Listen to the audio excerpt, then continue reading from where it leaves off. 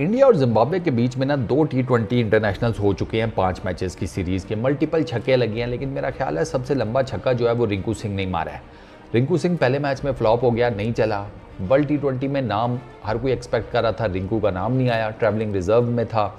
तो रिंकू को वो भी जिसे कहते हैं धड़ल्ला लगा था। आपको पता ही है उसकी फैमिली तो ऑलमोस्ट मिठाइयाँ पटाखे शटाखे सब कुछ रेडी करके बैठी हुई थी कि रिंकू का नाम पक्का आएगा टीम इंडिया में। वर्ल्ड T20 के लिए नहीं आया। खैर वो सेटबैक हुआ। उसके बाद ये पहला T20 इंटरनेशनल, उसमें रिंकू से परफॉर्मेंस नहीं हुई।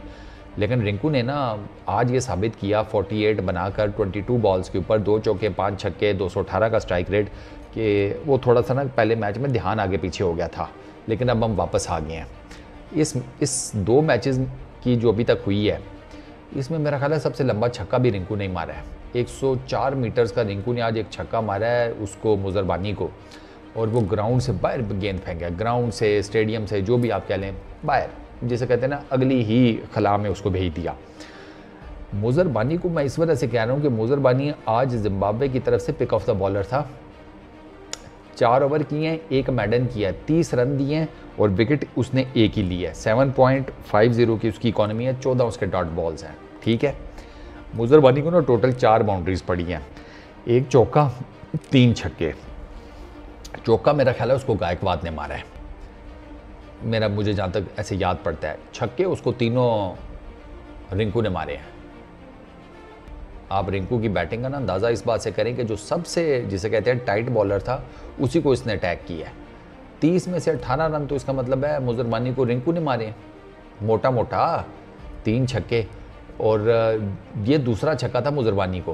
पहला भी ऑफ साइड के ऊपर से मारा था, वो मतलब जाकर क्राउड में गिरा था, लेकिन वो 90+ मीटर्स का कुछ छक्का था अगर मैं गलत नहीं हूँ।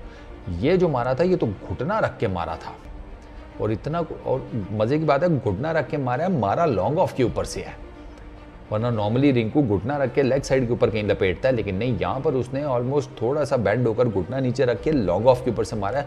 ये शॉट इतना आसान होता नहीं है, ये दिखने में आसान लगता है, इतना होता नहीं है। और इतना मिडल ऑफ द बैट वो बॉल लगा, और इतनी पावर थी उस शॉट के पीछे कि द मोमेंट बैट लगा बॉल के ऊपर, उसके बाद बॉल जो है ना वो खला में गई है आसमानों की, उससे तो जोन से ही निकल गई थी ना, क्या पहला तो क्या दूसरा, आसमानों से ऊपर वो सीधा सीधा जाकर स्पेस में गिरी है गेंद। इतना बड़ा छक्का था, और उससे आपको ये पता चलता है कि भाई साहब के हाथों में जान कितनी है। अच्छा, उसी ओवर में अगर मैं गलत नहीं हूँ तो फिर इसने मुजरबानी को तीसरा छक्का भी उसी ओवर में मारा था, वो लेग साइड के ऊपर इसने लपेटा मारा था। और वो टिपिकल जिसे कहते हैं, एक वो जो लेफ्ट हैंडर बैट्समैन लपेटते नहीं है, थोड़ा सा ज़रा ऑफ स्टम्प की बॉल को लेग साइड के ऊपर, ये उस टाइप का शॉट था, और ये भी फ्लैट गया था, ये भी छक्का हुआ।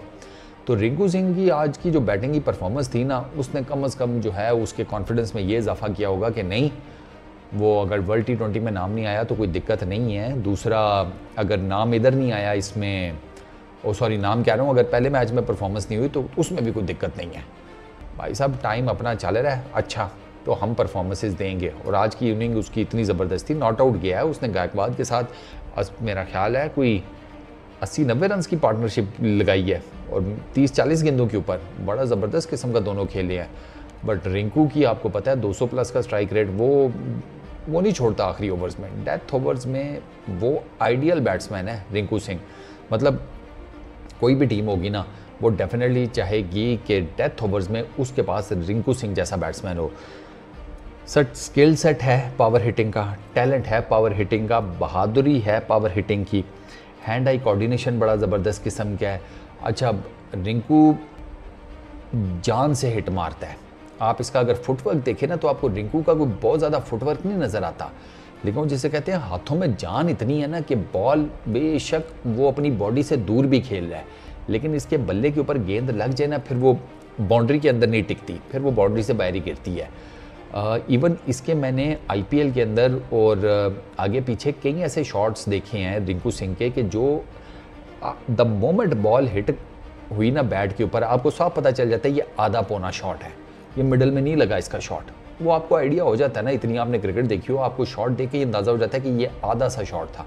लेकिन ये बंदा इतनी जान से शॉट मारता है कि इसके अगर मिडल पर नहीं भी लगा ना, इसका आधा पौना शॉट भी बाउंड्री क्रॉस कर देता है। और आपको पता है कि बाउंड्रीज कोई छोटी मोटी तो नहीं होती, ये आज इसने जो लेग साइड के ऊपर बाउंड्रीज मारी हैं वो मेरा ख्याल है कोई 78 मीटर्स की बाउंड्री थी, अगर मैं गलत नहीं हूँ, 78 मीटर्स की या 80 के करीब की। तो 80 मीटर्स की बाउंड्री को फ्लैट हिट मार कर पार करना, उससे आपको पता चल जाता है कि यार अगले में कितनी जान है।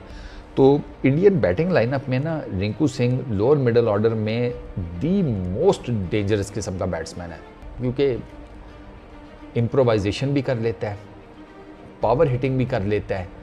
इसको वो टेंशन नहीं होती कि भाई विकेट गिर गई तो क्या होगा, समथिंग लाइक दैट। ये जिस जगह पर बैटिंग करने आता है वहाँ पर होती ही मार धाड़ है। बेशक आप पहले बैटिंग कर रहे हैं, बेशक आप सेकंड बैटिंग कर रहे हैं, तो आपके ऊपर ना वो विकेट के गिरने का या मुझे मैं आउट हो गया तो क्या होगा, वो वाली टेंशनें वेंशनें कोई नहीं होती। आपको पता रहता है भाई लाइसेंस टू किल है मेरे पास, जाओ जाकर नबेड़ दो। और ये जो चीज़ है ना, इसने रिंकू के कॉन्फिडेंस में बहुत ज़्यादा इजाफा किया कि यार क्या ही हो जाएगा, आउट ही हो जाएंगे ना, पीछे बॉलिंग लाइन शुरू हो जाएगी, क्या है the last man resort type की उसकी सिचुएशन होती है।